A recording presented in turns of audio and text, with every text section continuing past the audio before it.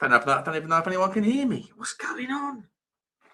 This bloody thing. Oh dear, oh dear, oh dear. Can you guys hear me okay? Is it rutty? Is it tinny? What's going on? Is it better? I don't even know what is going on here. Sorted. Okay. Guys, how are you? Sorry about that. It's still not the right microphone, but it's going to have to do now. It's going to have to do. Guys, sorry about this. Yeah, I've had an absolute shocker of a day. No internet all day.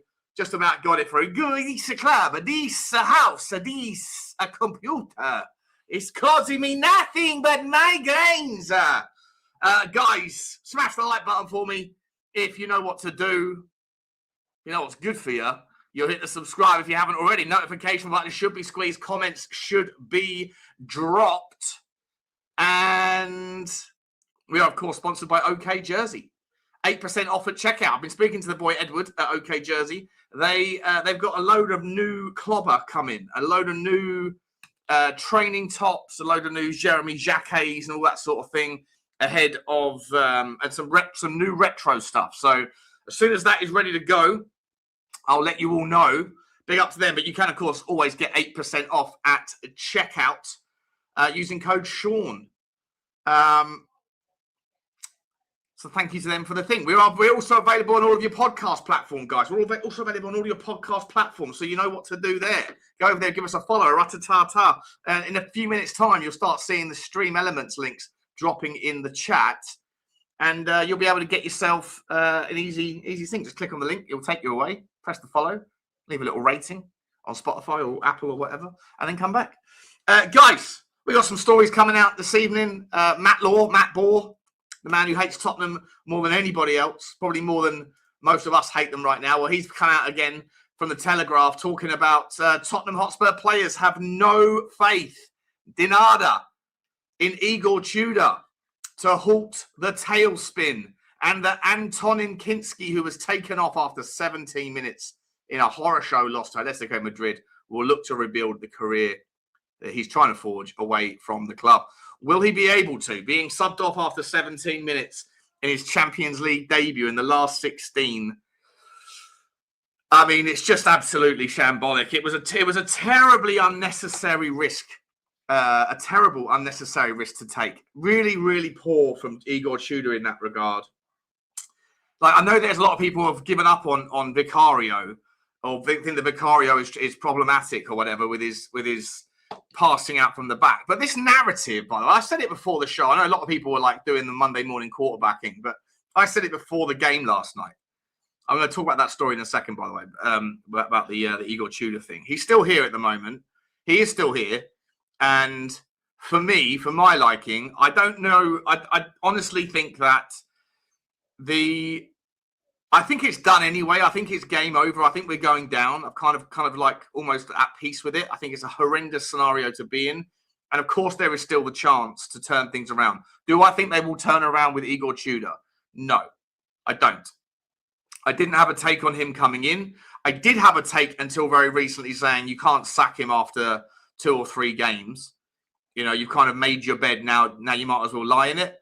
But I'll tell you what, I've kind of slept on that narrative, and I'm at the point where I actually think it sort of doesn't matter either way, because I don't think anyone else is going to be able to come in and have a meaningful impact.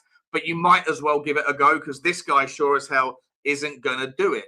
You know, we saw from the Jed Spence substitution last night. I mean, we didn't see it, but the commentators said, "Oh, well, I wish Tottenham fans could see it, because it's quite crazy." Jed Spence comes off. Igor Tudor isn't like that side of the pitch or that side of the kind of halfway line. He's in his technical area, and Jed Spence comes off the pitch like that side, and Igor Tudor's over in his technical area, sort of talking to the players or whatever. Didn't appreciate, acknowledge, put his hand out, do whatever to Jed Spence. I'm not sure that that's the first time that's ever happened. I'm pretty sure there's probably countless examples where players are coming off, other players are going on, and they don't necessarily get the appreciation, the acknowledgement, whatever, the kind of the handshake from the manager. I think that sometimes that is par for the course, right? Unless I'm wrong, let me know. Tell me if you think that I'm wrong about that. But I haven't ever seen a situation where the player has gone out of his way to go and show his level of disrespect at what he perceived to be a lack of respect shown to him. I don't think I've seen that before. And the fact that Jed Spence has done this sort of thing before, the lack of respect to Thomas Frank, when Thomas Frank was asking him to not leave the pitch, I've got to be honest. I think that there is a lot of disrespect in Jed Spence's mindset. I don't think he's a very nice guy. I don't know him. Never met him. Never even seen any kind of personal interactions with him. So maybe I'm ridiculously outrageous here for saying that I think the guy's probably a bit of a prick. Because I don't know him personally. But I'm still going to say I think he's probably a bit of a prick. Let me know your thoughts.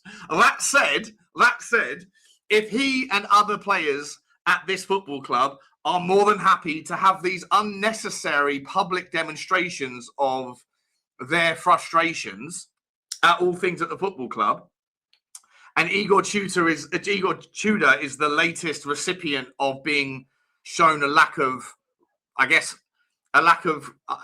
not necessarily personal respect, but like a lack of respect in the hierarchy, the management situation, right? Unfortunately, you have a boss in life. You've all got a boss, even if you're self-employed.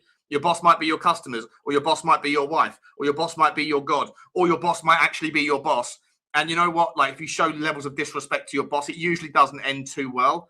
And I think that there is just a horrendous amount of public outings and demonstrations of this lack of respect for the hierarchy at Tottenham Hotspur from some of the players, not all of them, but some of them. And I think that is a massive problem. I think it is a huge problem. And it's something that every new manager that will come in will have to get their heads around before they want to come in. Because I don't know what you're supposed to do. If you were to get rid of Igor Tudor and you bring in, insert anybody, Tim Sherwood, Robbie Keane, Harry Redknapp, it'd be absolutely fantastic, absolutely terrific. Would it be terrific? Would it be fantastic? I don't know. We've tried the nice guy with Thomas Frank. We've tried the kind of professor, the academic, the quieter tactician. Obviously, Igor Tudor was brought in more of a disciplinarian, not a disciplinarian, but more of like a no bullshit, cut the bullshit, do your job sort of thing. Well, that hasn't really worked. Ange Postecoglou, the master salesman, well, he was probably the guy that managed to get these players buying into his narrative more than any other recent manager. I mean, if you go further back than Ange Postecoglou, you start to get into different iterations of the football squad with different players like Harry Kane. Would Jed Spence, would Romero, would these guys have done the sorts of things and said the sorts of things that they have done in public had Harry Kane still been here? Because Harry Kane never really did that, even towards the end of, okay, he did go and do the interview with Gary Neville, but that wasn't really a lack of respect. I think it was maybe just an opportunity to be clever with the way he could express his desire to move on. See, it didn't work with Daniel Levy, right? Because Daniel Levy made him stay for an extra year after that. And he did turn up late to pre-season training by a couple of days. So, there is a little bit of evidence and demonstration there. But this current iteration of our football squad, there doesn't seem to be any leadership in the boardroom. There doesn't seem to be any cohesiveness or sort of quality to get behind in the managerial side, the coaching staff. I mean, I was speaking to Gary today. He was telling me that he's been at the training ground and he's seen that there's still people floating about from Thomas Frank's era in certain rooms that are not really engaging with the players. It's just a bit of a mess. It's a bit of a mess, And Igor Tudor is at the training ground, but the players aren't really reacting to him. So it's a hell of a problem. It really is. But I don't know what the solution is, but if you are going to roll the dice and get rid of Igor Tudor, and I'm sorry if I'm going on a wild rant and waffle here. I'm going to come and say hello to you guys in a minute in the chat, in the chilly chit chat. But if you do bring in the next iteration of the manager, I think probably the most important thing that you want to do is bring in someone. It's not necessarily a tactician. It's not necessarily someone that's going to be able to reinvent the wheel in 8 games or 9 games. Was it 8 games? No, was it 9 games? We've got the Champions League game, which will probably be our last in all likelihood. We're not going to score 4 goals. And then obviously you have however many 9 games. So is it 10 games left we've got probably? Right, so you're not going to be able to reinvent the wheel. But what you do need to do, if you are going to roll the dice, is bring in someone that's going to be able to command some respect and that the players are going to at least give it a go for. Now, again, I'm going to come back to this article from Matt Bohr in a minute. In fact, I might as well do it now because it's all part of the same sort of. It's all part of the same story. Let's run through the story and then I'll come and say hello to you guys. Where are we? Here we go. So Tottenham. This is from Matt Law this morning or this afternoon. Tottenham Hotspur players have no faith in Igor Tudor as the club face a critical decision that could have far-reaching consequences beyond the head coach's future. Telegraph Sport understands that Tudor, who has overseen 4 defeats since taking over, including the Champions League debacle against Atletico Madrid on Tuesday night, has failed to bond with his squad. That leaves Vinai Venkatesham, the chief executive, and Johan Lang, the sporting director, who were responsible for appointing Tudor, having to decide whether to sack him either side of Sunday's trip to Liverpool and potentially put their own positions under threat. Well, this is where I start to go, really? Was Vinai Venkatesham and Johan Lang, were they actually responsible for appointing Tudor? I mean, they might have been the people that got the job done, but there has been lots and lots and lots of credible reports from people that know people around the football club that were in the dugout. Sorry, not in the dugout, in the chairman's suite after the game against Crystal Palace. No, not Crystal Palace game. Sorry, after the Arsenal game. No, the game before Arsenal when he got sacked, when Thomas Frank got sacked. That Vinai and Johan Lang were not on board sacking Thomas Frank in the first place, and that they were overruled. That's the story that I've heard from so many different places, that they were overruled by Collicott. They were overruled by Butcher. They were overruled by Charrington or some iteration, or Joe Lewis got involved in it. And they said, no, enough. That's why we've been talking for the last 3 weeks about whether or not Johan Lang and Vinai have any actual authority left. Because those were the guys that didn't listen. They cop-blocked and vetoed every idea that, according to reports, including from the horse's mouth, Paratici. Again, you always have to question the motivations of the speaker. Don't just take anything anyone ever says as verbatim or as gospel or infallible. People can come with angles. So it's not necessarily true. But Paratici did support this narrative that he wasn't listened to. His ideas weren't listened to. And so he wanted to move on to a place like Fiorentina where he could have his say. Right. And so then you hear those other stories and it all kind of lines up. The ducks are in a row on that sort of story for me. At least that's how I interpreted it.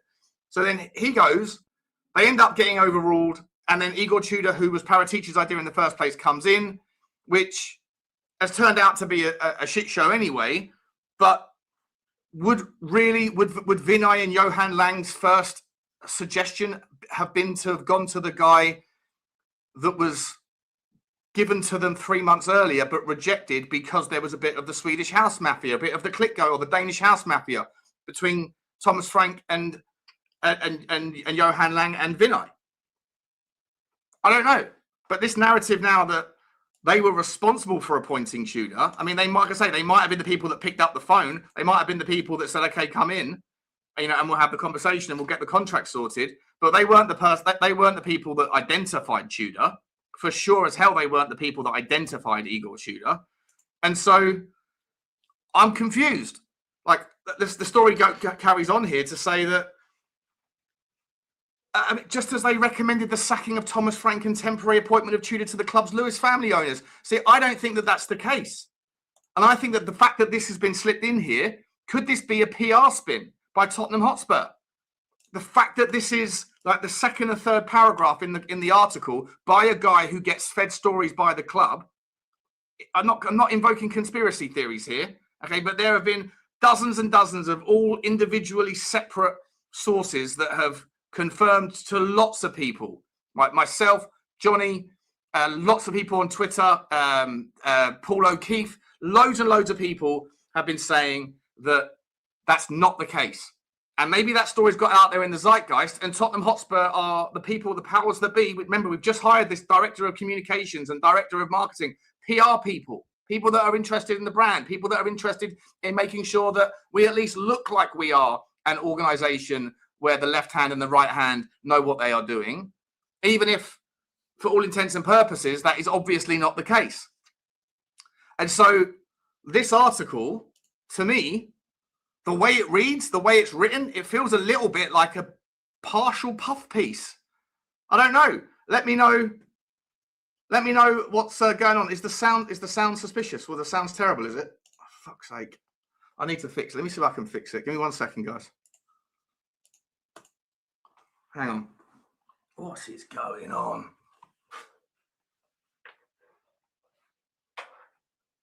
Oh, I know why. It's going to come in now. Don't worry. Are we back in the game now? Is that better? Is that better, people? Let me know if the sound is okay. Sound is good. Cool. Anyway, so back to the article, right? To me, again, I don't know anything. I'm just telling you what I've heard and trying to put 2 and 2 together here and see if you get a number that looks or sounds like 4. But to me, the fact that these two sentences immediately, right?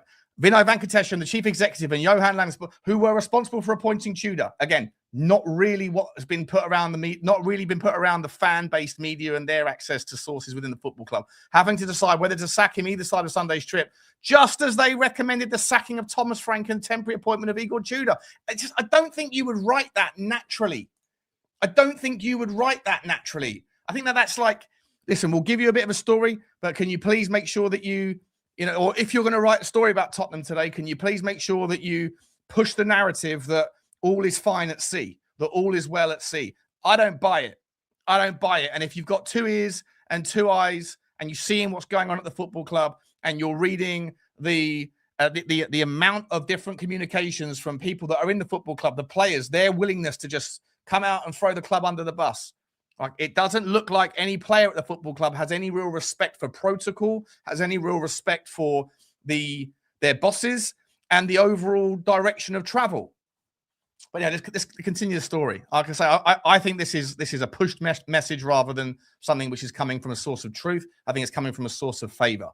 Just as they recommended the sacking of Thomas Frank and temporary appointment of Tudor to the club's Lewis family owners, it will come down to Venkatesham and Lang to recommend whether to change head coach again, but the pair are facing scrutiny over their decision-making. There is a belief around Spurs that Vinay and Lang could face difficult questions internally if they are forced to admit they made an error regarding Tudor, or if they stick with him and the situation does not improve. Tottenham now are all but out of the Champions League and just a point outside the Premier League relegation zone with 9 games to play. While players accept their roles in Tottenham's demise, they have been shocked by Tudor's approach and decisions since he replaced Frank on a deal until the end of the season.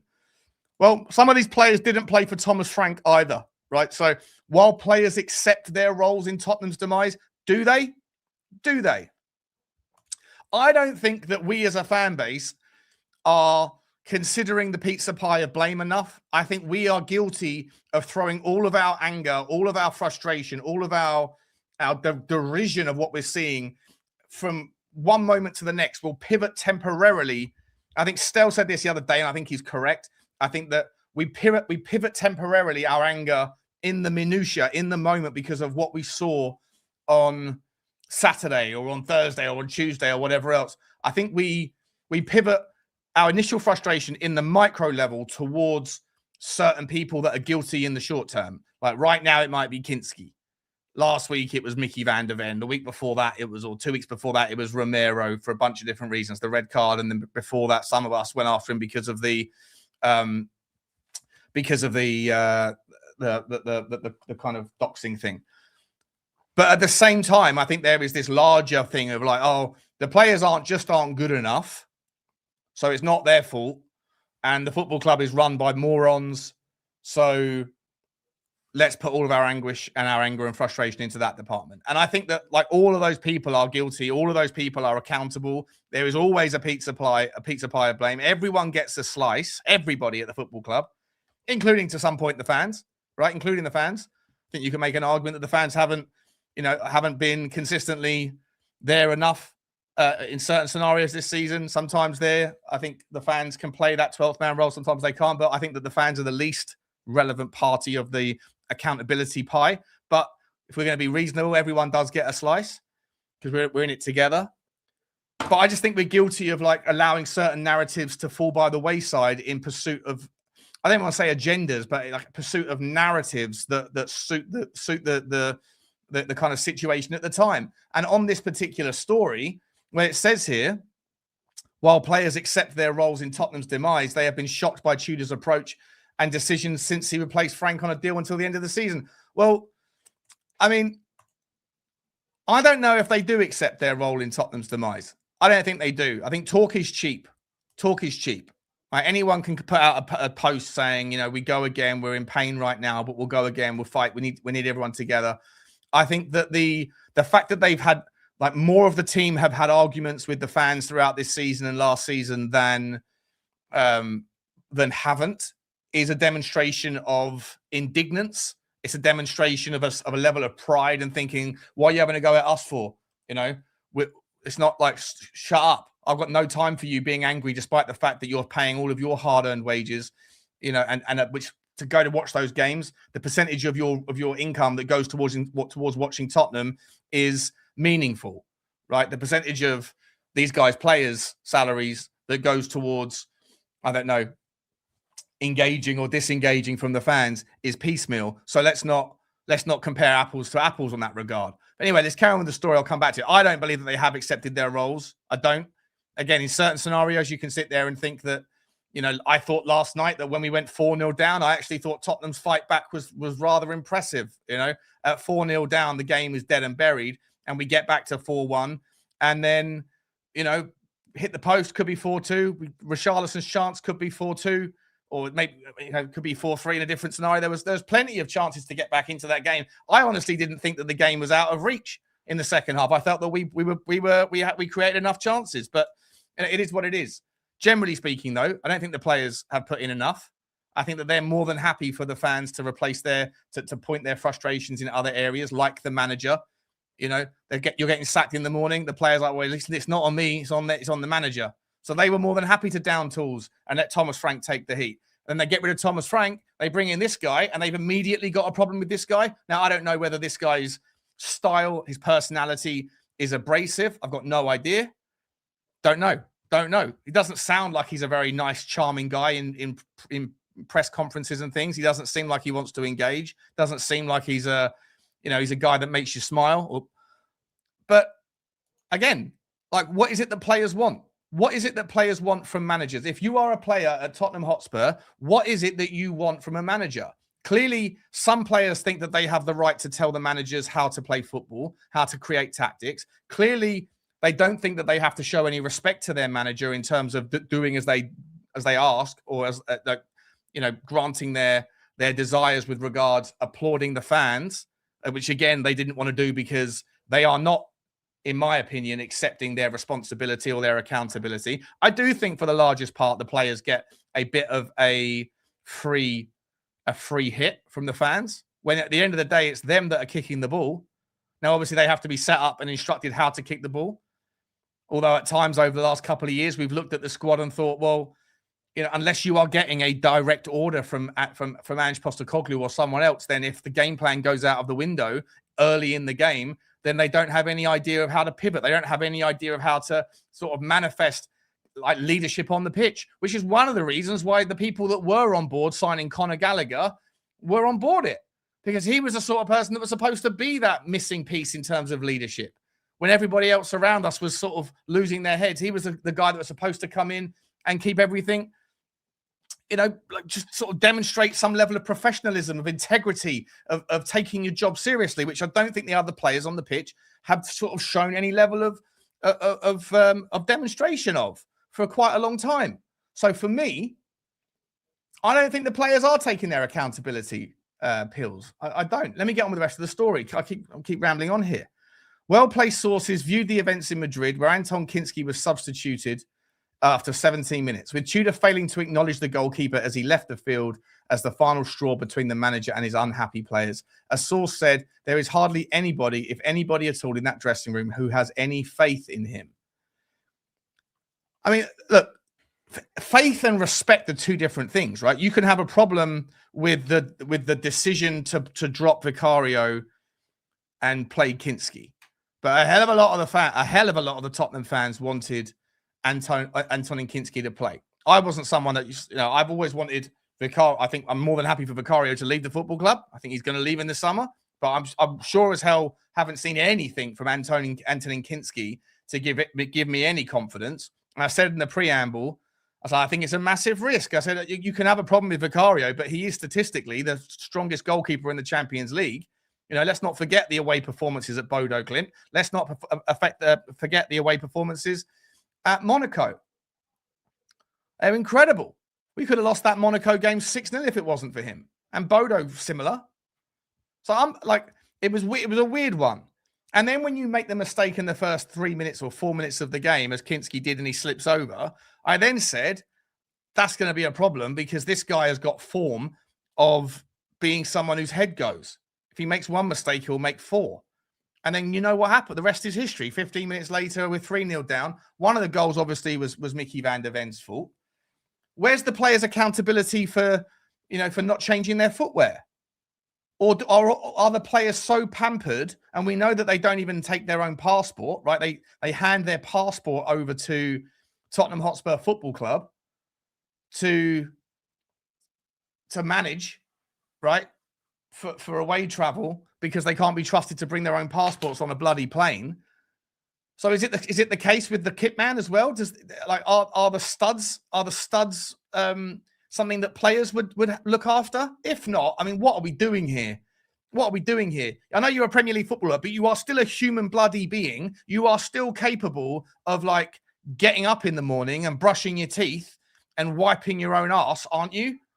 Or are you not? I don't know. But if I got no idea whose responsibility, I would imagine it should be on the players. My logic train says it's on the players to go and test whether their boots are slippery or not, whether their stud length is correct. And if they're not, they should change them. And yet, as far as I'm aware, not a single person changed their studs during that game. Kinsky slips twice. Van der Ven slips once. Richalison slipped numerous times. Romero slipped numerous times. Pape Sarr slipped numerous times.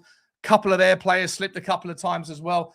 At some point, I think all 10 players in the Tottenham team slipped. At some point, you should sit there and say, these studs aren't working. Yet 90 minutes went past and nobody changed their studs. Right? If that issue had been resolved by the players before the game kicked off, they would have had some time on the pitch. Right? Had they actually observed that and gone, do you know what? This could be problematic. Even if it's not them that takes their own studs with them. And again, like I say, if it's not, I mean, Jesus Christ. But if it's someone else, if the kit manager, the boot guy, whatever, if they bring all the spare studs, if they forgot the spare studs, I'm not sure if I really want to know that truth. I'm not sure if I want that story to come out. If that story does come out, it's an absolute, it's another nail in the coffin of Tottenham Hotspur for just unbelievably poor at every discipline in the macro and the micro. But if it's not, if there were the studs there and they didn't change them, I'm sorry, that's on the players more than it is Igor Tudor. And if that first half didn't happen the way it happened, then that would be I think we were arguably maybe the better team in the second half. I think it was a flux game in the second half. I know Jamie O'Hara gets pissed off with Cundy reminding him that we drew the second half. But I genuinely thought we had chances despite being 4-0 down. But we wouldn't have been 4-0 down, in my opinion, had it not been for a catalogue of errors that happened and confidence that just was evaporating out of the team. But it all started with slips, right? So is that an Igor Tudor thing? Now, again, I'm not making a defense for Igor Tudor here. I'm just saying, where's the player's responsibility? But Anton Kinsky had to come off the pitch. He had to come off the pitch. We're 3-0 down in 15 minutes. He has to come off the pitch because we could have been 7-0 down. I'm sorry. I think I heard Sava earlier on saying he might have do it at half time, sort of save the guy's blushes. Okay, maybe. But what happens if Atletico Madrid go through 3 or 4 more times in the next 15, 20 minutes? And they kind of did, right? Vicario made 2 or 3 fantastic saves before the end of the first half. Was Kinsky in any real mindset? Maybe Kinsky was dying, get me out. I want the world to eat. I want the world to swallow me up right now. Black hole time. Black hole, baby. And maybe he wanted to get out of there. And obviously, look, I'll just finish this story and then get rid of the article so I can get back to full screen and only come and say hello to you guys. But hang on, what's this?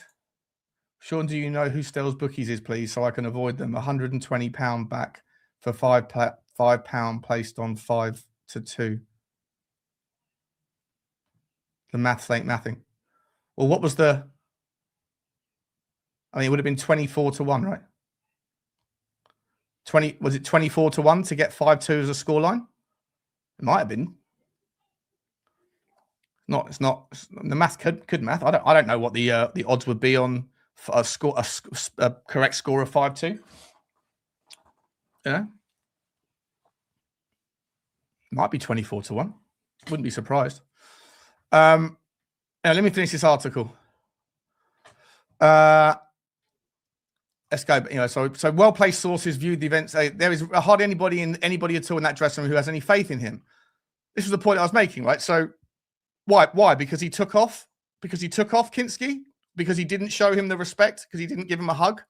I mean, that's maybe a bit heartless to not give him a hug, especially as Tudor gave him the chance. Maybe Tudor is a bit of like a bit of a kind of selfish guy in that respect. Like, I'm giving you the chance here, mate, and you've made me look like an idiot. So, you're not on my boat anymore. And obviously that guy's a young kid, Antonin Kinsky. He's a young kid. I think you could make the argument, take him off, give him a hug, say it's not your day. You could make the argument, leave him until half-time and do it then. But again, the damage could have been done by then, right? We were 3-0 down already anyway. Might have been 6 or 7-0, and it could have just been a horrendous scenario. It was pointed out that Tottenham players did not give up in Madrid, despite falling 4-0 and 5-1 behind. But it is believed the majority of the squad want to fight for the club, the fans, and their own pride, rather than for Igor Tudor. Tudor's decision to drop first-choice goalkeeper Guillermo Vicario in favour of Kinsky, who had not played since October, was the latest gamble that blew up in his face. Tottenham insiders were surprised that Pedro Porro was asked to start as a right-sided centre-back centre in a back three in the defeat by Crystal Palace, telling Telegraph Sport that the Spaniard was not equipped to play that position. We can all agree on that one. Some noted that when Tudor was asked in which position forward Richalison would play ahead of the first leg thrashing by Atletico, Porro interrupted to joke, centre-back. Good banter. Good banter. I do like Pedro Porro. I thought he had a good game last night as well. Play him in his right position, right? Square pegs, square holes. He looked a little bit freer to get on board. He still had a bit of a tough time at some points defensively up against Lookman, but I thought he looked pretty good. João Palhinha, Conor Gallagher, and Xavi Simons have all been played in unfavoured positions by Tudor before being dropped, while teenager Archie Gray has moved around the team. Again, we are stuck with we don't have enough. Even if you want to go to square pegs in square holes mindset, which is fine, we don't have enough square pegs to fill the square holes. We don't have a left-footed, left-sided centre back on Sunday. We don't have a left back that's left-footed at all, apart from Souza, who's maybe too soon. We don't have a right winger at all. You can't play square pegs in square holes if you just don't have enough pegs. Tudor's chopping and changing is said to have left players confused, frustrated, and feeling disconnected. And that's fine, by the way. I'm not making a defense of Igor Tudor at all, because I think he's been a disaster.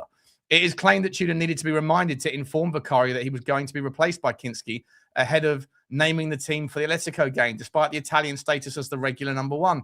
Vicario will presumably be needed to start all of Tottenham's remaining fixtures, given Kinsky's meltdown, despite Tudor risking upsetting both of his goalkeepers. Players were understood to be surprised that Tudor did not console Kinsky when he trudged off the pitch in Madrid after being replaced by Vicario. Substitutes Palhinha and Gallagher rushed down the tunnel to offer support. Tudor's communication in private and public has been a source of discontent. In training, he is said to have adopted a loud, aggressive style from day one, while in public, he has repeatedly made his dissatisfaction clear. Micky van der Ven's form has dropped since the arrival of Tudor, and the Dutchman, who will miss the weekend trip to Liverpool through suspension, said, "It's a truly terrible time. How am I feeling mentally? It's tough. I can tell you, really tough. I have to keep going. This is life. I'm not on my phone anymore. I'm completely done with it. Only family and stuff." Venkatesham has been leading Tottenham's hunt for at least one new sporting director to work within a football leadership structure with Lang. But pressure is growing on both Vinny and Lang over the appointment of Tudor and what happens next. that could place internal scrutiny on their positions. Mido, the former Tottenham striker, added to the criticism of the running of the club by posting a message on social media writing, "Whoever appointed Tudor must get the sack, because I'm sure he never watched Juve under him. He's one of the worst coaches around. No tactics, no game plan, and man-to-man management, zero. Can't handle the pressure and can't deal with the media. Please sack him today, not tomorrow. No time for bullshit anymore. The club don't deserve this." And just quickly, it basically says here that Anton Kinsky is going to leave, right? So, look, with regards all of this, I can understand. Like, I'm certainly more than happy for Igor Tudor to leave, right? And I think some of the story there does make sense. Like, was Jed Spence's reaction to being substituted and again not being welcomed or like acknowledged after the fact, was that a like another attempt for him to go, "Oh, wait, by the way, you know, when players come off the pitch, like, don't forget you did it to Kinsky as well." You know, either way, though, I just don't know if these. I still think it looks like the tail is wagging the dog. I don't like the fact that the players don't seem to have any respect. Now, you are paid as an employee to sort of get on with your job and do as you're asked and do as you're told. But it doesn't bode well for me that the players, to my eyes, were downing tools with Thomas Frank. I think most people expected some sort of managerial bounce. Now, maybe obviously Tottenham did 100% make a boo-boo out of signing Igor Tudor. But that doesn't mean that the players can sort of force another change like already. I mean, and if so, where do you go? And what sort of personality is it that these bunch of prima donnas are going to be okay with? You know, if these prima donnas like, "Oh, we don't like managers that come in and shout at us. We don't like managers that are a little bit more quiet and nice guys, but who, you know, are not really motivating. We did like Ange Postecoglou, but we had to tell him when to change tactics because, you know, that's what we're doing here at Tottenham Hotspur." It just feels like, I don't know what next iteration of manager you can go to. Is it a Harry Redknapp? Do you go to Harry Redknapp right now and say, "Do you still have it in you, Harry, to travel for the next couple of months, to sod off the jungle thing and come back?" Because he is the sort of guy that can put his arm around people and has that sort of, I don't know, that father-like figure of giving people the kind of encouragement to do better than they are. And he can just simplify the game. At the same time, though, does anybody in the Tottenham team know who Harry Redknapp is? Does anybody? Like, the young guys will have been children when he was a manager. And the older guys, we haven't got that many older guys anymore. I don't know if Harry Redknapp's going to come in and people are just going to go, "Who is this guy? Who's this granddad?" I don't know if that's going to work. Like, someone in the comment section, throw me out some names of people that you actually think will work. And if you're going to tell me Tim Sherwood, why? He hasn't got a personality that's likable. He hasn't managed in 11 years. You know, I don't know what he's got in his locker that's different. And I think the only reason people are mentioning him is because he was once upon a time a short-term manager at the football club. You know, he seems like he's got a bit of a cockiness about him as well. I don't know if that's going to rub up people the wrong way. Sean Dyche, says Luke. Sean Dyche, I mean, he's 2-1 favourite. I think he's Evan's favourite, actually. In fact, let me have a look. Next Tottenham manager job.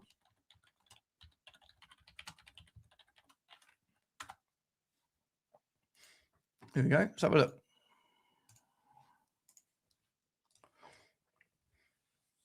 Oh, he's 1-2 on. He's 1-2 on. Well, that's who it's going to be then, isn't it?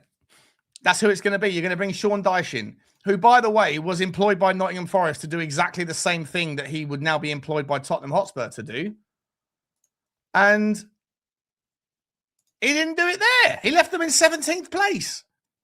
Now, I think he won 33% of his games. Nottingham Forest probably have got a better squad of available players. But yeah, Sean Dyche, you know, the English Ange Postecoglou, at least the way they sound. You know, you could pretty much easily just go from Ange Postecoglou, just turn off the inflection and just go down to Sean Dyche. Not a lot of difference. We've gone from Danish bloody pastry to Cornish bloody pasty. Dyche might not be a bad manager if we go down. Dyche to the end of the season is underwhelming, but he's definitely better than Tudor. Is he going to come in, though? Are the players going to respect him? Are the players going to respect him? You know? I'm not sure. I'm not sure. And as far as Vinay and Johan Lang go, you know, the article is saying, well, scrutiny is upon Vinay and Johan Lang because they were the ones that sacked Thomas Frank. They were the ones that appointed Igor Tudor. So if they then turn their back on Igor Tudor so quickly, that's an admission of their failings. And so then they're going to have to answer some unreasonable questions. Well, that's not the story that was being told to everybody a couple of weeks ago, was it? It really wasn't. And the fact that Igor Tudor was the guy that Paratici suggested, if I'm Johan Lang and Vinay, I'd rather the story be that actually they wanted Thomas Frank to stay. They were overruled. Actually, I don't even know what's worse, actually. I don't even know what's worse, right? If you're looking at Johan Lang and Vinay Venkatesham right now, and you're trying to judge them as whether they should be employed by Tottenham Hotspur any longer, and you've got two scenarios, what is the worst scenario? Scenario one, that they vetoed every offer of a suggestion that the other co-DOF made, and he got so pissed up and fed up with it that he pissed off and called them out on his exit interview.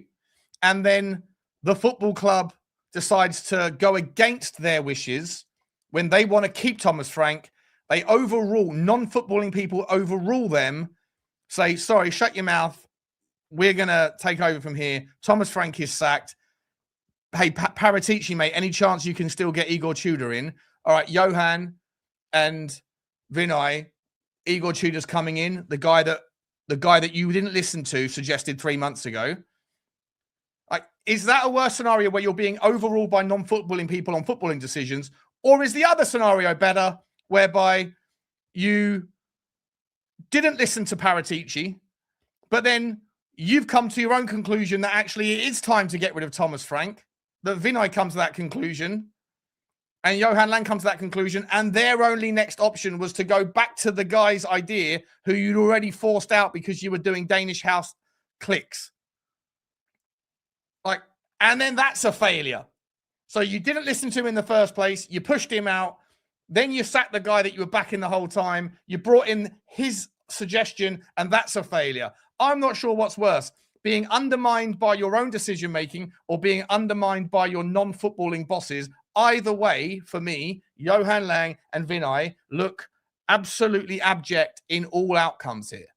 The fact that both of them will still be here in the summer, and the fact that Vinay still wants to work with a co-DOF, despite clearly seeing the conflicts of interest and the butting of heads and the stubbornness that was erupting because there was too many heads, too many cooks, and people were playing favoritism. That doesn't work. You need one person in a DOF role to be able to make the decisions. It's not that complicated. It's not that complicated. As a DOF, what are you really employed to do? Look after the women's team, look after the men's team. Really, your day-to-day activity is talking with scouts, looking at the next iterations. You only have 31 days of business in January to actually make things happen, and you didn't do anything there. And you've got about 3 months in the summer, and we didn't really do much there until right towards the very end. There was a lot of panic buying. So like their day-to-day world cannot be, like, it's not like you're a doctor in an emergency room, right? It's not like you're a surgeon in an ER in a city when their bomb's gone off or something, and you're like just running around from pillar to post, like in a phase because you've got so much going on. These are DOFs. You don't need two of them. It's laughable. And if you do try to, you better make sure that they're on the same page. And they clearly weren't. And so that failed experiment. And now Vinay is still saying, yeah, we're going to go and try and find another guy to come and work with this bozo. And then what happens again if there's a difference in decision making? And let's not forget the raison d'etre of why it was going to work in the first place was because there was supposed to be clear lines of responsibility. Johan Lang was supposed to be looking after the women's team. Paratici was supposed to be looking after the men's team. Johan Lang was supposed to be looking after the youth and the loans and the sort of talent ID of the next generation. And Paratici was supposed to be looking after the men's team. And yet, when it came down to it, according to all reports, every first team, men's team side of the game, whenever there was an opportunity to sign a player, Paratici would put together Akliouche. Thomas Frank would say, no, I don't want him. I want Lucas Paqueta instead. Johan Lang, who wasn't supposed to be involved in that side of the lines of responsibility, would take Thomas Frank's side. And then Vinay would say, okay, we'll go after Lucas Paqueta. And then Lucas Paqueta said, no, thank you. I don't want to go to you. I don't want to go to Chelsea. I want to go home. And this happened time and time and time again. So the lines of responsibility thing is clearly bullshit. Just like everything in life, there's politics. I'm sure you've all worked in an organization before where maybe you've got someone on your team that has a relationship like he's got favor. He or she gets a little bit of the rub by the boss to a point where you don't really understand why he always seems to give that guy the good ones and whatever else, right? Things get in the way. It's not clean. Where you've got individual egos that are trying to move up the ladder. People step on each other's toes. People step over their own grandmas to get the deal. Like, it's not clean. And football is a dirty game anyway. So the idea of two DOFs working and everyone being kumbaya, sitting around the campfire, toasting marshmallows, do me a favor. And yet Vinay still thinks that's the path to go down. He thinks he's going to be able to go and attract Dougie Friedman from Saudi Arabia by saying, come to Tottenham, we'll be in the championship, we'll pay you a lot of money, not as much as you're getting in Saudi Arabia, and it pisses with rain here, but hey, at least World War III hasn't got here yet, so come here, and we'll give you some level of authority, but only until Johan Lang says no, and then I'll go on his side, I'll take his side, even though Johan Lang doesn't know his arse from his elbow and couldn't inspire me to put on the fucking kettle, let alone sell a dream of coming to Tottenham as a project play. I mean, what are we doing here? What are we doing here? Let me get these super chats done. Sorry for the rant. That's a 40. I haven't even had a drink. Literally, I haven't had a drink today. This is the first glass. And I think I've had one sip out of it and it didn't go down well. Rat-a-ta-ta. Ta-ta-ta-ta-ta-ta. Dean Chudini. Big up to you, my man. Always here, always supporting. Choo-choo to you. Choo-choo, my man. Choo-choo. Big up to you, Dino. Always here, mate. Appreciate you very much indeed. Super Blaine from Super Spurs TV says, honest question, not suggesting it would work, but say we sack Igor and bring a respectable boss. Would they be ballsy enough to bench those who've given up and play hungry, loyal youngsters? I don't know what else we can do. Big up to you, Blaine. First of all, very, very generous, my man. Super generous as always, mate. Thank you very much. Thank you very much indeed. Listen, I think I'll ask the question. I'll put the question back into the chat for you guys. Who are the players that we are thinking about are problem children? Who are the bad eggs? You know, because I said this question last night. I said this phrase last night. You can't turn bad eggs into a nice omelette by changing the frying pan, right? Bad eggs are bad eggs. So you got to get rid of the eggs that are off. Otherwise, your omelet's spoiled anyway, regardless of what frying pan you use, regardless of the oil. And for me, I think that there are some bad eggs in there, for sure. I don't know who they are, but I do think that Jed Spence comes across to me as a bit of a problem. I don't know if he's like a leader kind of personality. I think he's a bit of a loner. Again, I don't know him. So how dare I cast judgment? I mean, it's actually outrageous that I'm sitting here suggesting that this guy's a bit of a dick. I apologize. I'm only going off of my gut here, and I could be well off the mark, right? I might be wrong, but I'm not lying. I genuinely do feel sincerely that he's a bit of a donut. Now, are the other bad eggs not necessarily bad people, not necessarily bad personalities? Are they may be liked, but are they using their influence in ways that it creates a culture that allows people to feel like they can do whatever the fuck they want? You know, and that might be people like Romero, you know, not really towing the line, not really acting like a captain. Now, he's out of the club regardless of the situation of relegation or otherwise in the summer, according to all reports. The problem is, Blaine, is that if those two are the sort of two players we're talking about, I don't know. I don't imagine Archie Gray is a problem. I don't imagine Berghvall's a problem. I don't really imagine that Pedro Porro is a problem. I think maybe Pedro Porro is. I don't know. But I actually quite like, I always sort of, there's something about Pedro Porro that I find quite like spicy. Like I think he's a bit of a fucking, just a bit of a, I don't know. I like the fact that he trains super hard. I like the fact that he takes his health and his physical wealth so seriously. Those sorts of people, are they likely to be donuts? I don't know. Maybe, maybe not. I've got no idea. Richalison, he's a bit moody, but I don't necessarily know if he's trouble. But either way, I don't know where you get the Bissouma, yeah, Gorby, yeah, Bissouma possibly, yeah, he's a bit of a maybe a bad example. I mean, a good example, but of a bad egg, sorry. Dragusin, don't know about Dragusin. Certainly his agent seems like he's, the fact that he allows his agent to keep coming out, keep talking, keep spinning this yarn that this guy's a Real Madrid superstar in waiting, I'm not sure.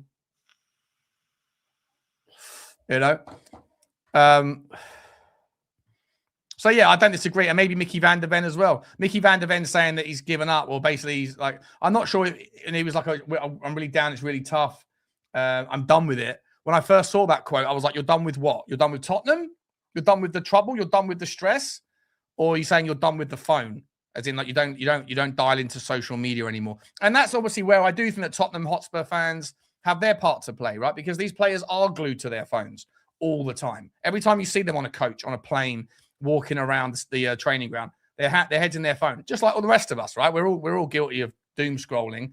And so if you've got an ego attached to it and you're a celebrity like they are, they're probably also getting, just boundless amounts of mentions in their social page, and they're going to be seeing the frustrations of fans that are borne out. And I've, on a micro, tiny scale, like sometimes, when Tottenham are having a fucking shit time, I look at the mentions that I get on Twitter and things, and it's not nice, and it makes you feel like shit, and it makes you think of, imagine that scaled up. Imagine if you were someone that was known by 1 million people, not by 10,000 people, and that for some reason people felt like you were responsible for them having a shit time with their distraction from their own problems in life. And the fact that the world is on its knees, everyone's angry all the time, everyone's blowing each other up, everyone's got less money in their pockets. It feels like the corruption at the highest levels of power and authority in politics is just taking the piss right now in every country. The decision making, no one's listening to the people that voted them in. Everyone's angry, right? Everyone's angry. And then your football team is letting you down. No one's the best, most nice version of themselves. So I'm sure that stuff does get to the players as well. So when Micky van der Ven says I'm done with it, I hope he means I'm done with social media. I'm done with looking at my phone, and he doesn't mean I'm done with the fight, because, it's a problem. Look, against Liverpool, and this is the other thing, right? Again, not to defend Igor Tudor, but everything that could go wrong went wrong last night. Even at the end of the game, right? Polinia and Romero both subbed off the pitch before the end of the game. So the medical team are going to step in and give them concussion protocols, which essentially means that in, 4 days' time, 3 days' time? No, 4 days' time on Sunday, we are going to have a back four or a back five. The back five, there's going to be no Romero in all likelihood, right? He'll have concussion protocol. There'll be no Polinia. There'll be no Micky van der Ven. I don't even know if Dragusin's fit. Let's assume he is. The back three for Liverpool will be, if Igor Tudor's still here, will be Pedro Porro playing right-sided centre-back. It will be, I would imagine, Dragusin playing centre of a three, and Kevin Danso playing left-sided centre-back. Now, he has played left-sided centre-back of a back four for the Austrian team a few times, so he's not completely alien to the role. But a back three, I don't think so. And he's right-footed. So then you have Jed Spence maybe playing left back. So you have completely right-footed players throughout the team.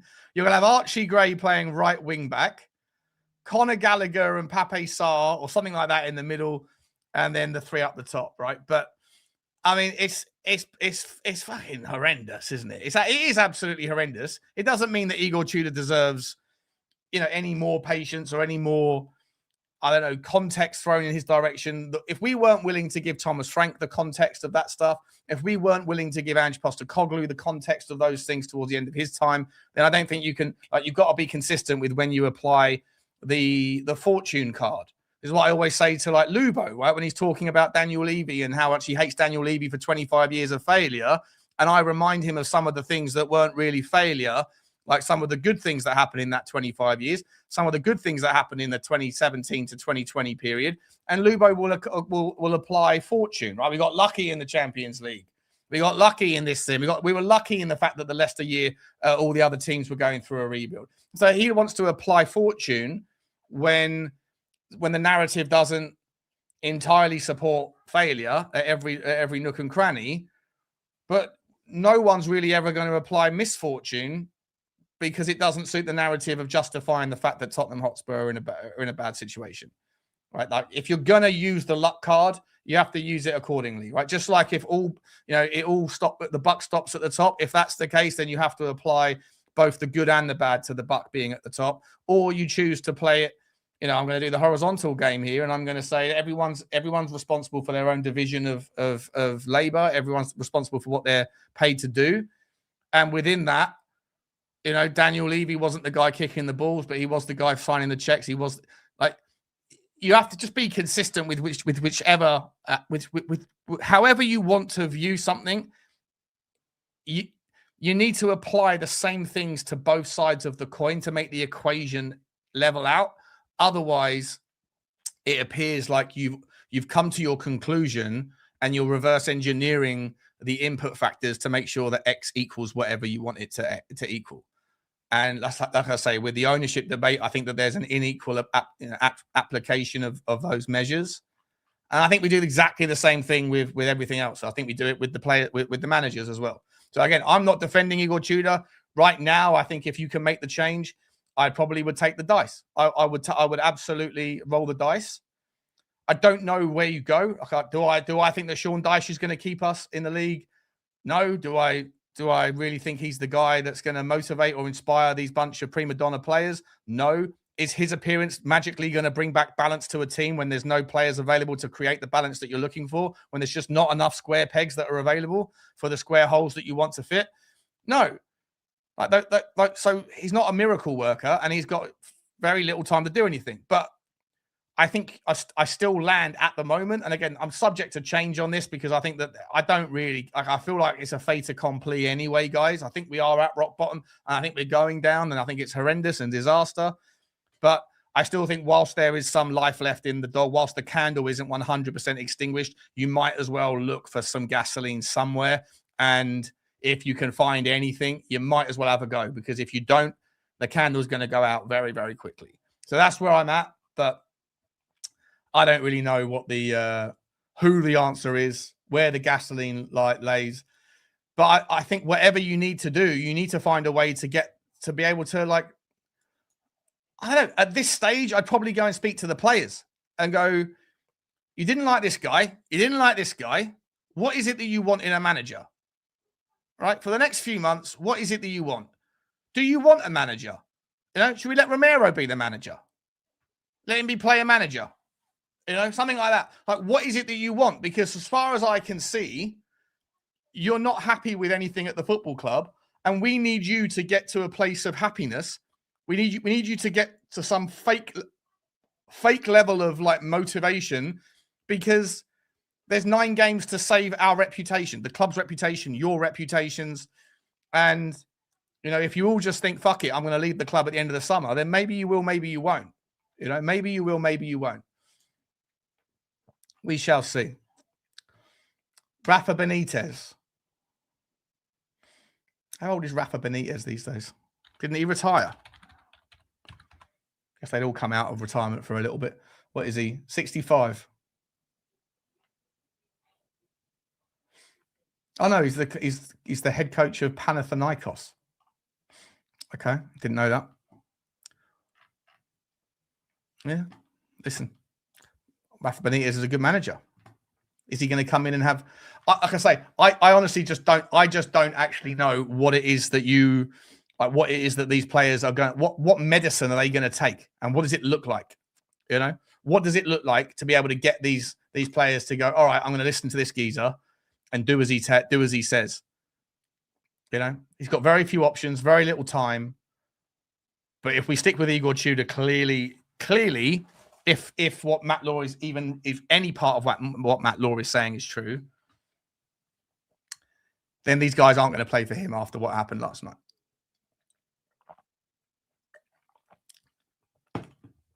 But I don't know what they need. Do they need a coach? Do they need a motivational speaker? You know? Should we get Anthony Robbins in? Or Gary fucking Vaynerchuk? Gary V? I don't know. Big up to you, Blaine. In terms of playing the youngsters, we haven't got any fucking youngsters at the club, mate. They're all on loan. We haven't got any youngsters on the club, have we? Most of the youngsters that are at the club right now are like not as good as the players that were on loan. You know what will be interesting? If we do go down, or when we go down, how many of the young players will finally get a chance? You know, will Jamie Donnelly get a chance at Tottenham next year in the Championship? Because I've got a feeling, I don't know why, there's just something about him with me that I think that he's a sort of player. I know he might not have the pace for what everyone looks for in a typical kind of up and coming player. He might be a bit of a slow coach, but people like Teddy Sheringham were really slow, weren't they? But it didn't hold them back. They were just very clever players. There's something about players like Jamie Donnelly. Whenever I watch them, the fact that you've got the confidence to look up and do halfway line activities when you're on loan at Leyton Orient against Manchester City and pull it off. Like his season at Leyton Orient was so good. It's such a shame that this season he's been completely just like underutilized by everywhere he's been on loan. I'd like to see him get a chance, and maybe he might be able to do things. But at the same time, if you look at the average age of players in the Championship, you look at the average age of players that are like competing at the top end of the Championship. Sava was telling me this. They're not 18 and 19-year-olds. They're 24, 25-year-olds. You know, like Hayden Hackney is like the youngest of the senior players in any of the team squads of the Championship promotion battle, and he's 23, nearly 24. But anyway, big up to you, Blaine. I think the first thing you got to do is find out what it is that the players will respond to before you just go and roll the dice with another boss. Ratatata, Ulrika Karkar, choo-choo to you, miss. I appreciate you very much indeed. Thank you very much for your support. As always, from Australia. G'day, mate. Andy Humphrey has said, member for 30 months. How things have changed.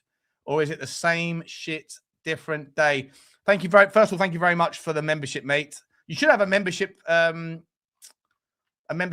super chat that you can put in if you've got one. You get one every month, I think. Big up to you, mate. Thank you very much for your ongoing loyalty, Andy. Very cool of you, mate. I love your doggy picture. And it's well, I'm not sure if it's the same shit every day. There's always something else to talk about, but for sure at the moment it feels like it's going in one direction, doesn't it, mate? Big up to you, mate. I appreciate you very much. My man, Box Kev, always here, dude. You're always supporting as well, mate. You're like Blaine. You're very, very generous. Far too generous, guys. Really appreciate the super sticker, Boxy. I hope you're okay, mate. It was nice to see your face, to see your name on the halftime WhatsApp call yesterday. And I see you lurking. Kev. Big up to you, mate. Thank you very much, as always, man. Very, very generous, mate. Very generous indeed. And Ulrika's back in saying, big up to you, Ulrika. Romero for player manager, picks tactics and subs already. Yeah, he does, doesn't he? That's what I mean. I think I said that a minute ago. I don't know if this super chat was already in when I said that. I didn't see it if it was, so I'll let you have the idea. Maybe Romero could be the guy. You know, maybe that's what the players want. We don't need a fucking manager. Let us figure it out. You know, I don't know. I mean, that won't work. That won't work. But I think there needs to be some humbling. I think there needs to be a little bit of just respect. Respect. I've had some shocking bosses in my time. When I went to America, I moved from Australia to New York. And I literally chose New York as I had like 4 different cities I could have lived in. And I chose to live in New York because I wanted to work with this one particular boss. And I had him for 6 months. And then he got a promotion. And then some other donut came in to be his replacement. And this guy was like, well, he used to call himself an empowerment manager, right? So whenever you'd have a problem, you know, I've got my work. I've got a problem with this thing. I need your help. Can you facilitate this? And he'd go, that sounds like something that I think that you can, you know, I'm going to empower you to find the solution for yourself. And I was like, oh, that's clever. That's a nice thing. And then it happened 2, 3, 4 times. And then I phoned up my other a mate in a different department. I said, have you ever worked with this geezer called Chris? And he went, yeah. I went, what's all this empowerment management bollocks? And he went, oh, yeah, he does that all the time. I realized after a while, it's not empowerment management. It's just a clever word of saying I'm not going to do very much. I'm a lazy fucking arsehole. And whatever you want, nah. I can't be bothered. I hated him. But I still had to respect the process. You still have to respect the kind of the structure. You have to. It's part of the life, man. It's part of life. You know, part of life in like growing up and realizing that there's rules and protocols and processes and fucking some of it just looks like begrudging respect, but just fucking show it. Play the game. And I don't know if Tottenham Hotspur players to a man. Maybe some of them do, but I don't think some of them do. Have any respect for these things. Now, of course, respect is earned, not just given. So, to some degree, I can sit there and make the argument that the football club need to make better decisions to be able to then for the players to trust. But look, the way we're going, it's a one-way ticket to the championship. So something's got to change, and there's not a lot that we can do about it. There's not a lot that the ownership can do about it. It's really down to the players and whichever manager that they are working with. But if they continually just show no appreciation for the person that's getting that's tasked with that job, then either say, fuck off, we don't need a manager, we'll figure it out for ourselves, which again will never happen. I'm just being hypothetically stupid here. Or at least fucking, do as you're told. Do as you're told. Anyway, big up to you, Ulrika. Thank you very much. And London says, 0 sporting experience with Nick Butcher. Toxic Nepo FC. Yeah. Josh Levy is still co-CEO of Tavistock. Alan Dixon, the bald geezer, is still on the bench. Yeah, you're right. You're right, mate. It is Nepo FC. 100%. Tavis toxic. It is a big giant family, isn't it? Although apparently, from what we've heard, Daniel Levy might be suing the Lewis family trust or whatever. I don't know if that's true. It's one of Lubo's sources, But yeah, it really isn't. Let me check the time. What's going on here? It really isn't looking good. Hang on, there's another story out here. What's this story from the Times Sport? 1 second.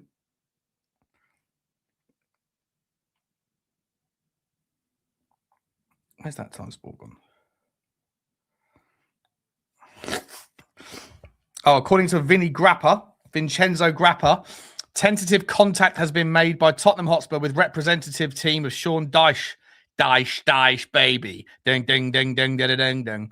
A basic retainer is being discussed to have the ex-Notts Forest and Burnley boss as a ready option should Tottenham require to hire. No news on any change yet.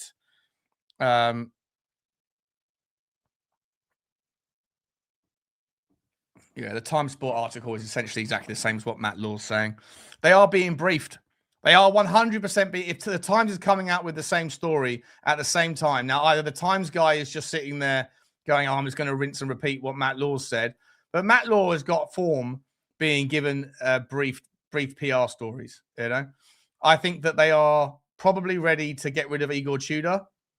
And they need the fact that they want as I said earlier, I think they want the fan base to believe, or the footballing fraternity to believe, that it is still business as usual and that the Ducks are still in alignment and that Vinay and Johan Lang are still the ones calling the shots, even though there is so much in the way of, anecdotal evidence, I guess you'll call it, that suggests that that's not the case. Big up to you and appreciate you. I think that is one big. I think it's one big giant PR spin. I wish they would stop with the PR spin and actually just start with the actual decent decision making. Who gives a fuck? Yeah, like I said, when you chew it over, when you really deep it, I'm not sure what situation is worse for Johan Lang and Vinay's reputation. Is it that the story that they were outvoted or undermined by non-footballing people? That's horrendous. But if Vinay and Johan Lang, if the story that Matt Law is putting out is actually true, if it is, giant capital question mark on it, but if it is, I think it looks just as bad that they decided to, like, that they are responsible then for firing Thomas Frank and for losing Paratici and then going with their tail between their legs back to the guy who they didn't listen to previously. They should have listened to him previously. If they are claiming, if they're taking responsibility for hiring Igor Tudor, then it's on them. So I don't know what's worse. Either way, they look ridiculous. I don't know why they would want to put out a PR spin where you move from one set of shit show assumptions to another, because I guess there is no outcome here where either of them can possibly look good. But is it better to look like you still have the authority, but you're using it to make terrible decisions? Or is it better to think that the non-footballing people have taken it upon themselves, which is outrageous, to overrule the footballing people to make their change, which was Igor Tudor, and then that is clearly a mistake? If I'm probably Vinay and Johan Lang, I think I'd probably rather the idea that I wasn't on board Igor Tudor and that the non-footballing people stepped above their remit, stepped above their mandate and decided to overrule me, and they fucked up. I'd probably rather it that way. But the club want the narrative to be no. This was all Vinay and Johan Lang. No.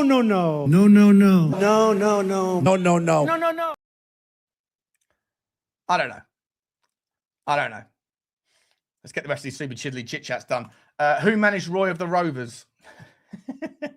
I don't know. Big up to you, Eamon. Thank you very much, mate. I appreciate you. Luke Wardle says, Ange season 3, Great Escape. Oh, yeah, you bring him back. Fucking hell. Jesus Christ. I there's a lot of the fan base that would want him back, by the way.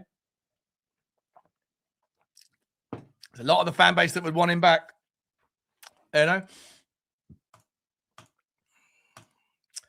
Ragemeister88. Big up to you, Ragemeister88. Ben Davies is interim, doing badges and huge respect. Does he have his badges yet? If you haven't got your badges, I don't think you can be a manager. Although I'm not sure about that. Let me know in the chat if anyone knows for sure. Would I take him though? Well, this is the thing, right? Like, if that's kind of like the argument I'm making, right? Like, do the players really want another face to come in who they don't know? And he's got 2 minutes. Bearing in mind, right? Like, you don't have time to be nice right now. You know, if a new manager's coming in and he's got 7 games to save Tottenham, then if the players expect like a sort of a nice introduction, let's go out for dinner, let's have a meet and greet, you know, let me get to know you so I know what buttons of yours to push, I got no time for that bollocks. I ain't got no time. You know, it's like when you're studying for your exams. You know, if you haven't done any homework, if you haven't really been taking notes in lectures or in the classrooms, if you haven't done appropriate revision, and then suddenly, you know, you've got 24 hours to cram for your final SAT or whatever you want to call it, your final A level or whatever, you ain't got time to go into the detail. You need cliff notes. You need shit. I need to know exactly what happened in World War II, and I need to know now. Let's just start with the dates. Give me some top-level shit. Hitler, where did he go? What did he do? I don't need to know everything about the Sudetenland. I don't need to know about Kristallnacht in that much detail. I just need to know something happened with regards an inside job, right? You know what I mean? Like, if you waited until the last fucking minute, you ain't ready, bro. You ain't got the time to be nice. So I think these players need to appreciate that whoever comes in, sit down, shut up, and listen. We're going back to 4-4, bloody 2, and we're going to put square pegs in square holes and make it basic again. That's it.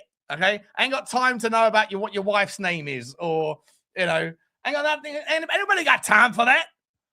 You know, that's what we're doing here. Big up to you though, Ragemeister. Big up to you, Kulu's elusive right foot with a membership for 23 months. Thank you very much. Almost 2 years, mate. Almost 2 years. Appreciate you, buddy. Appreciate you. Follow runners. Move into space to receive. Is that a social media strategy? Or is that what you're suggesting that the football club need to do? Follow runners. Well, listen, I think that Tottenham, in the last It wasn't just under Igor Tudor, but it actually got worse under Tudor. But under Thomas Frank as well, the way that we were just cut through, our midfield was cut through with consummate ease every single time, and the players were ball watching, and players just had to make diagonal passes. They just had to do diagonal passes to like split us open.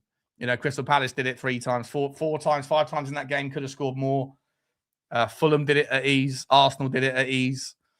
And that's, again, is that down to, like, at what point do we have to go back to basics to the point where managers have to come in and say, you do remember you're not supposed to be looking at the ball the entire time, right? You do have like responsibilities have you completely forgotten how to defend?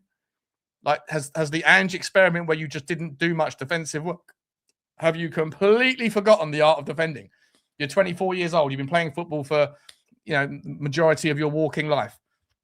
Because it feels at times like they honestly don't know their arse from their elbow in terms of positional sense with regards following runners, like you say, and occupying zones. It just doesn't look like there's any plan, any confidence, any cohesion, any chemistry or anything. Big up to you, Kulu's. Appreciate you, mate. You should change your name, by the way, to Kulu's right knee. Because it'd be nice to get an update there. Toma83 from Norway. Big up to you, Toma. Thank you very much. He says the players need a mentality coach. The secret of Bodo Glint's success. They have been using that for years. A fighter pilot with combat experience. Yeah, listen. What's the guy's name? Knutson, isn't it? Knutson, K-N-U-T. Knutson. What I wanted to do into Helga, if I'm entirely honest. I miss her so much. But yeah. I mean, he would be certainly a rolling the dice situation. I certainly would, but I'd be up for it. If I quite like that. I mean, I think he's someone that's unique, and he's certainly got a unique way about him. And they do really, really well, don't they? They do really, really well. But of course, up in Bodo, I'm sure they don't get. Like, I always worry about these sorts of these suggestions. Not so much around are they potentially capable. It's are they ready for the fishbowl exercise, the explosion of scrutiny. Lose a couple of games and your head's next on the chopping block. And when you look at the way that like Ange Postecoglou's reaction with his relationship with the media towards the end, at the start it was great. Towards the end it was horrendous. Thomas Frank, Mr. Nice Guy, but never had a good relationship with the media at Tottenham. Couldn't stand the heat in the kitchen. And then you look at Igor Tudor, he's not enjoying it in the slightest bit, is he? So it's that's the difficult thing for me. Like, are you as a manager ready to step up, but not just step up, but step up into this specific cauldron of absolutely horrendous toxicity? It might be a tough one for him, but I'd like to see him in the future. He's certainly someone that's earned the chance for a job in a bigger league for sure. Big up to you, mate. Thank you very much for your super chat. Paul Brown has said, there can't be trust, Sean. No respect for the manager. He obviously lost any respect after last night, ending a young man's career. Yeah, look, I don't know. Like, he made a mistake in picking Kinsky. I don't subscribe to the notion that he made a mistake in substituting him. I think he did it. It was for his own good and the team's good. Like, we faced another 3 or 4 shots that were really good chances for Atletico Madrid in that first half, and had that guy been on the pitch, we could have easily been 7 or 8 down at half time, and then you would have hooked him anyway. But it would have been 8. He's conceded 8 goals, or in that scenario, which I don't know what would have happened. I think it's harsh. It's harsh, but I think I don't know. Like, let me ask you. Let me ask you guys. Stick a 1 in the chat. Was it the wrong decision to substitute Anton Kinsky in the 20th minute or whenever it was? Should he have waited? Do you blame Igor Tudor for that? Obviously, we can all blame Igor Tudor for making the decision in the first place. But do you blame Igor Tudor? Was it right or wrong? If you think he should have been substituted, hit 1. If you think he shouldn't have been substituted and that Tudor ruined his career, hit a 0. I'd like to see the outcome on that one.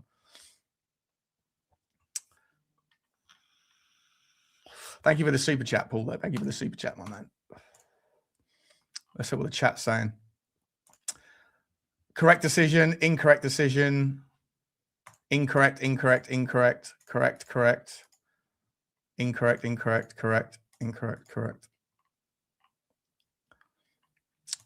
Yeah, most people. Oh, hang on. A lot of people saying he was right to get substituted. I think he was right to get substituted. Obviously, I feel sorry for him. Obviously, I'm gutted for him. And obviously, I think that he should have given him a hug or something. But Igor Tudor's obviously not that sort of guy, is he? You know, he's a Croatian, big fucking lump. He's probably not the sort of guy that's going to give you a... You know, you've got mates, haven't you? You've got some mates where you phone up and go, how are you? And you go, I've had a horrible day, mate. I've fell out with this person, or I've, you know, I had an argument with my wife or whatever. And then one of your mates will be like, oh, mate, yeah, listen, I'm here for you, bro. Like, you know, just chin up. Everything will be okay. And then you phone up a different mate and you like them both equally, but for different reasons. And the other bloke just laughs down the phone and goes, shut up, you fucking plum. What is wrong with you, mate? Come on, get a fucking beer, you absolute weapon. You know, I think that some people are just like, they're not very good with like emotional stuff and other people are better at it. Or maybe Igor Tudor's just not cut out for that, you know. Maybe he's just Eastern Bloc, right? He's Eastern Bloc. Maybe he just grew up in a world where, like, no, you live or you die. You sink or you swim. You sunk, bitch. You fucked up. I trusted you. You fucked up. You know, maybe it's not great. One's a lot of ones. He should have never started the game. Yeah, a lot of ones. Okay, so we're leaning towards on average here. We're leaning towards it was right to take him off. Yeah, ones. All right. Shouldn't have played in the game, says Paul. Yeah, I agree. Shouldn't have played in the game. It was silly. Like, of all the games to not bring him in. He's not a hugger, yeah. Not a hugger. You know, like some blokes when they have sex, or some women when they have sex on a one-night stand. You know? Some blokes like squirt and then just go, all right, see you later. Zip. Where's my keys? And then at other times, yeah, there's got to be this kind of like weird, awkward, drunk, like cuddle. What am I sitting there going, what am I doing here? I'm never going to see you again. But I've got to like stroke your hair. Fuck off. I was in the latter back in my 20s when I was a polygamist or whatever you want to call it. When I was out and about as a lad, I was the you know, get me out of there straight away. There's no right or wrong answer, is there? You know, no right or exactly. That's the game. That's what I'm talking about. Don't hate the player. You reckon at half time? Someone said 0. Should have done it at half. Paul Brown said half time. Yeah, maybe. But like I say, you know, wipe your cock on their curtains.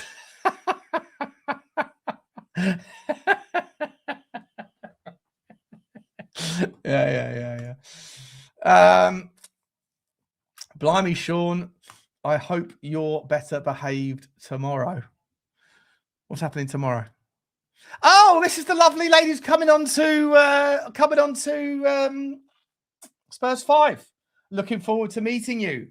And absolutely not. I won't be better behaved tomorrow. I actually had to have a conversation with Stel because we were supposed to be having a on Monday's show. We were supposed to be having a Stel was like, oh, I'm going to come after you, Butler, for all your ENIC takes. And I was like, I'll come after you for your fucking delegation takes. So we were expecting to have like a ding dong, and then it didn't happen. And then I said, oh, listen, we'll do it on Thursday, or you know, whatever. Or come on my channel. I'll come on my channel this week, and we'll do it from there. And then Lubo said, yeah, we've got Sarah from the stands coming on Thursday. I was like, oh, of course we have. Yeah, okay. So this is still, we probably shouldn't. We probably have to press pause on our giant debate. You know, we got new company, new guests. Got to be respectful. If it was like if Saba was on, if it was one of the usual crew that are more familiar with the process, then like gloves are off stuff. But you know, got first impressions counts there, and obviously I've already made a bad one. Yeah, it is what it is, mate. It is what it is. It is what it is. You know? Yeah, we're not doing cuddles. No cuddles. Why is Sean Butler single? Ding, ding, ding, ding, ding, ding, ding. What?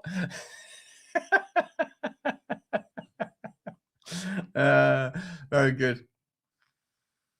Oh, okay. Don't hold back. Cool. Lovely, lovely. We're looking forward to meeting you tomorrow, mate. It'll be very good. And good, congratulations with your channel's success. I've kept an eye from afar, so well done. Very, very well done. Well, I've been going for 1 hour 25. I've got some other stories. I think I've got some other stories. I know there's a football game starting in a second, isn't there? So I don't want to take up too much more of your time. I can already see about fucking 200 of you have pissed off already. You didn't even say goodbye. Don't even say goodbye. You don't even close the door on the way out. You just piss off because there's a football game going. I'm just an intermittent little bit of company for you, am I? That's it. Wham, bam, thank you, Sean. Warm, boom, thank you, Sean. See you later. Got somewhere better to be, have you? Jesus Christ. Jesus Christ. Rabbit hole this week. You know what, Scott Spur? I've got a bit of energy, so I might even do rabbit hole this evening. I'll see if the lads are on for a rabbit hole. They already started, have they? Yeah. Yeah, Anthony Clark. See, that's nice, Anthony. Just come in and say goodbye. That's all I want. All I want is a little bit of manners. Manners costeth nothing, you know. But I haven't got any booze, so what I might do is I might nip down the road. I might end the stream, Dave. End the stream. Oh, by the way, apologies for those of you that were watching the stream, the watch along yesterday. I think I told you afterwards. I had an absolute nightmare. Computer crashed or whatever. This new ridiculous computer that I've got. PC. You know, it's a PC. I've been an Apple guy my entire life. It's never crashed. Even when it was hacked, it was hacked in a respectable way, so I could still use it. Buy this PC for the AI thing. Fucking crashed. It's brand bloody new. I mean, I haven't even looked at any porn or anything. Hello? No, I haven't gone to any weird websites. Nothing. So, like, I know what we're doing here. Yeah. I always told you that Jed Spence was a complete prick. It's because he's just like this guy. You know, the apple doesn't fall far from the tree. Oh dear. So no, yeah, I didn't pick. Well, I did leave the stream, but only because I couldn't get the stream back up. Right, I was on the thing, the computer crashed, the other computer crashed, and then when it comes back in, the internet's dropping in and out, and then the VPN. Obviously, I was using a VPN to go into America to get the stream, and then it obviously saw when the VPN collapsed, it saw that I wasn't really from Kansas. And so then it blocked it. And it's like a nightmare trying to fix that during real time. So then I had to pivot to like a different computer and then go via IPTV. And by that point, the game was like 3 minutes further ahead. By the time I switched the computer back on, we were 2-0 down. And then I turned the computer back on 5 minutes later. And we're 4-0 down. And Vicario's been subbed. So I missed all of the carnage. And then I was just like, oh, you know what? Fuck it. I'll see you later on. We'll come and do a late show. And then we went until 2 o'clock in the morning last night. And I was absolutely smashed by the end. I was absolutely gonzoed, gazeboed, trolleyed, you know? Think of whatever Hugo, any adjective, any noun that Hugo would say in a funny way. That's how drunk I was last night. So, you know, don't remember how the stream finished.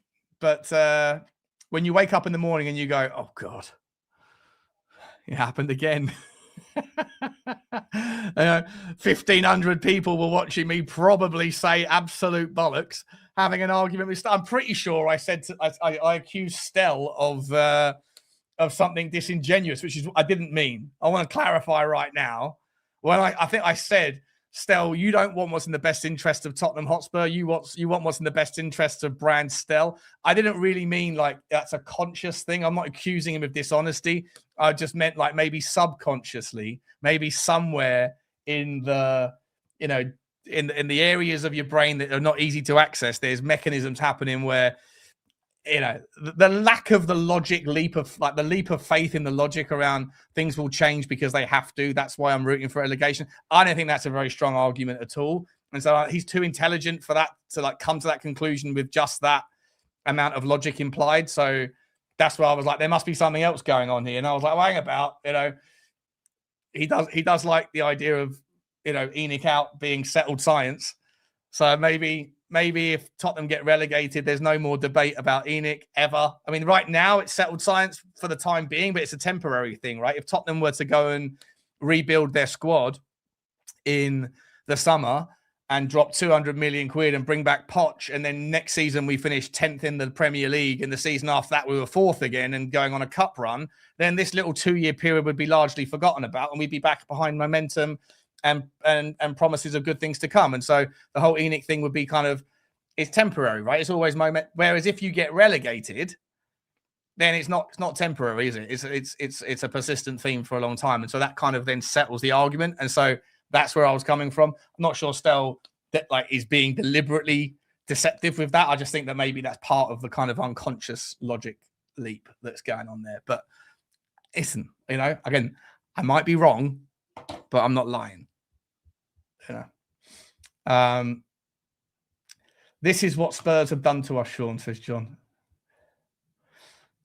No, he did actually. I think he did. I think he did take it. I think he did take it quite well. He said, "Are you a fucking politician, Butler?" You know, it was jokes. Oh, there he is. Adam was on the show. Yeah, Adam was Adam was getting stuck. I think Adam actually, you brought in a brilliant. I can't remember what it was. I have to go back and watch it. But then if I do that, then I'm going to see myself in all of my stupor, and I don't want to do that. So, you know, yeah, we do have good. We have good debates, good arguments. You know. I didn't say I wanted to polygraph him, did I? Shut up. Did I really? For fuck's sake.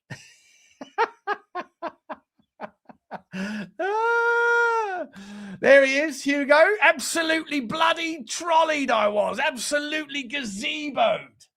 Bloody Danish pastry. Fucking hell. Did I actually say I want to polygraph you? For fuck's sake. That's no good, is it? On that basis, then I probably was accusing him of being disingenuous. And I don't... That's not what I meant. I just meant like, you know, maybe there's just like an ulterior motive, you know?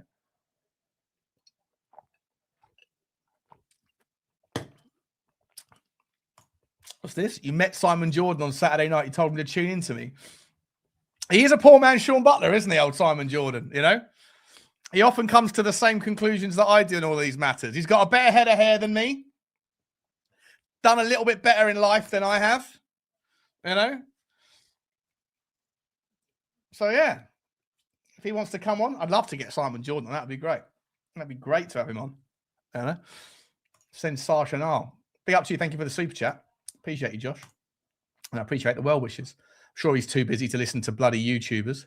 But if you're listening, Simon, appreciate you, mate. Appreciate you. And listen, just stop taking my takes. Stop copying me. Come up with your own bloody opinions, all right? If Stel is wrong, though, we are in the wilderness for years. Stel's definitely wrong on the logic, right? That just because we go down, suddenly they will become better decision makers. Just because you're forced to do something doesn't mean that you're going to become better at it. You know? Like I remember playing golf with my dad when I was in my my teen years. And I used to be all right at golf, but I didn't really enjoy it. It would take up the entire day. You know, come on, Sean, because if you want to get into finance, you're going to need to play golf. And he kind of forced me to play with him. And then, you know, begrudging. I won't say it was like coerced, but it was certainly begrudgingly I played. So I don't think you necessarily are better at something because you're forced to do it or because you're forced to be, you know. So that would be it's a stretch. It's just a stretch. It's just a leap of faith, you know. Especially considering Costello's always hated the owners since I've known him. He's always gone like this club is fucking run by fucking pillocks, you know. And then more recently, because I challenged him on this narrative, more recently, in the last couple of weeks, he started to say, well, they have made some good decisions. They have made some good decisions. And I'm like, what are we doing here? What are we doing here? I can see through this. I can see through this. Oh, come back. There we go. There we go.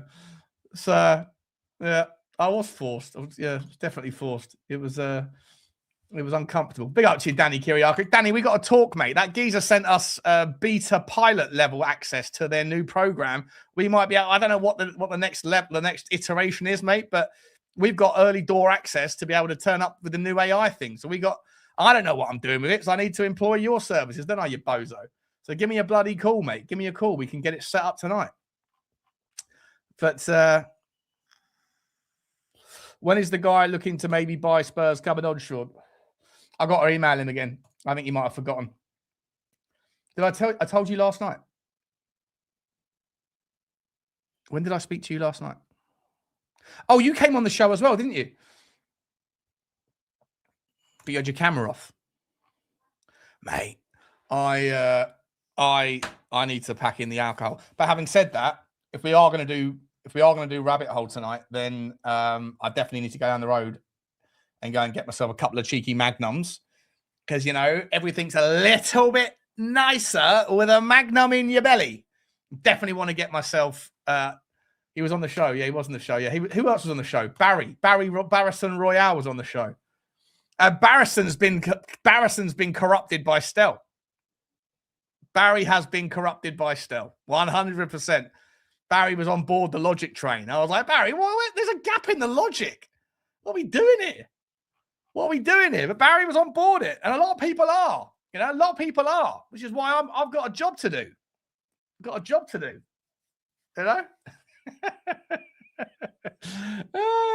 Tomorrow night shall be fun on the old Spurs 5. But listen, guys, I'm going to leave it there because it's been fun. And I know this football on, so I'll let you guys go. But thank you, everyone, for stopping by. Massive appreciation for the generosity and the super chats, as always. I'll be back tomorrow morning, either with a live stream in the morning or an upload in the morning. Bugsy Malone wants to get back on the camera.